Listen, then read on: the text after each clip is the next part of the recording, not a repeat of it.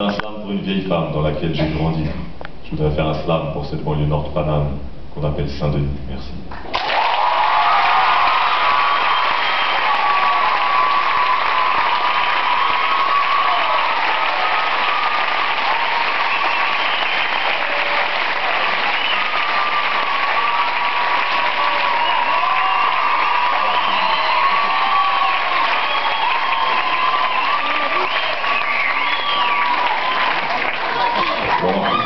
Je vois que vous aimez bien les textes, que vous aimez bien les mots. Je vais vous faire juste un dernier petit texte avant de partir. C'est un texte un peu spécial. Si vous aimez bien les mots, les jeux de mots, écoutez bien, soyez attentifs.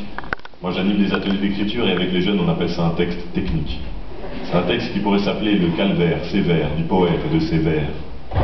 Envers et contre tout, le poète s'évertue à trouver des vers. Sans tergiverser, il reste ouvert, été comme hiver. Tout l'inspire. Assis dans un verger verdâtre, il observe l'air pervers d'un pivert picorant sans vergogne un ver de terre. Il prend de la hauteur, et en auteur vertueux et averti, il convertit seul la véracité de cette scène en vers, et contre tous. L'écriture est son univers, sa perversion. Il versifie sans se diversifier, regardant les mots de face, de travers, les posant à l'endroit, à l'envers, rimant en vers rapide ou en vers lent.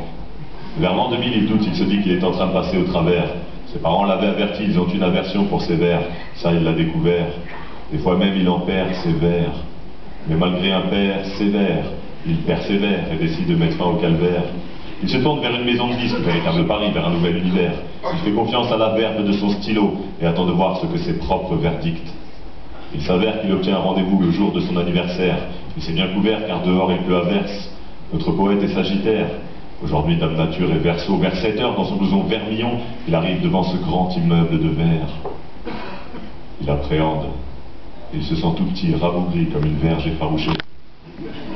L'hôtesse d'accueil lui dit qu'il est attendu au 6e étage, bureau 666.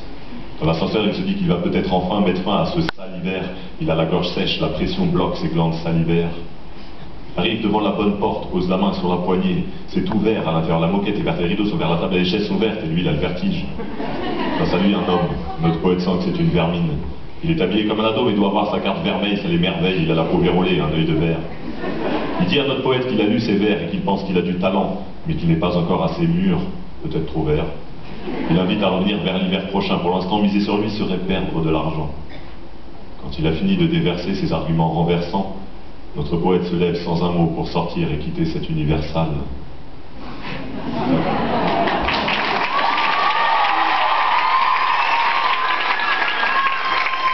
C'est quoi, c'est le seul jeu de mots que vous avez compris ?